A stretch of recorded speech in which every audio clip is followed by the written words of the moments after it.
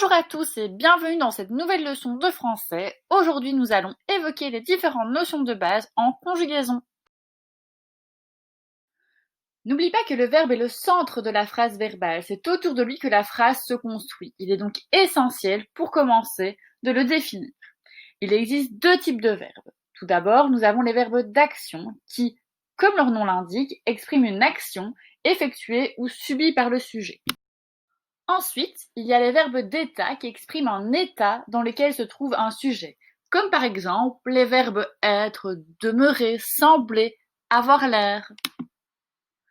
Les verbes sont divisés en trois sous-classes. Tout d'abord, nous avons les verbes auxiliaires qui sont avoir et être. Il existe aussi les verbes pronominaux. Ce sont les verbes qui sont précédés d'un pronom réfléchi, ce, à l'infinitif. Et pour finir, nous avons les verbes impersonnels. Ils se conjuguent uniquement avec il. Un verbe est composé d'un radical et d'une terminaison. Le radical est en principe la partie du verbe qui ne varie pas. Il s'obtient le plus souvent en supprimant la terminaison de l'infinitif. La terminaison est la partie du verbe qui varie en fonction du mode, du temps, de la personne. Les terminaisons sont les mêmes pour chaque catégorie de verbes. Voici un exemple.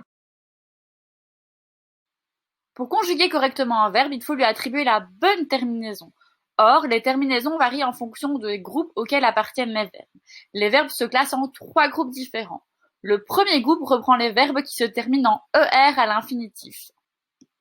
Le deuxième groupe reprend les verbes se terminant à l'infinitif par IR et dont le participe présent se termine par ISAN. Et le troisième groupe, ce sont tous les autres. Le verbe varie en nombre et selon les personnes. Le sujet d'un verbe peut être singulier ou pluriel et les 6 personnes de la conjugaison sont, j'espère que vous les connaissez, je, tu, il ou elle, nous, vous, il ou elle avec S. Les modes permettent de présenter de différentes façons une action ou un état exprimé par un verbe. Tu peux te représenter les modes comme étant des armoires.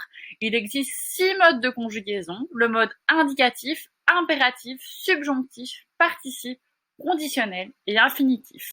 Comme je l'ai dit précédemment, tu peux te représenter les modes comme étant des armoires. Mais dans ces armoires se trouvent plusieurs tiroirs qui sont les temps. Les verbes peuvent être conjugués à différents temps au sein des modes. Le temps définit le moment où l'action se déroule, le passé, le présent, le futur. Il existe des temps simples et des temps composés. On parle de temps simple quand le verbe se compose d'un seul élément. On parlera de temps composé lorsque le verbe se composera de plusieurs éléments, dont un auxiliaire et un participe passé. J'espère que tu as tout compris et à bientôt pour de nouvelles explications.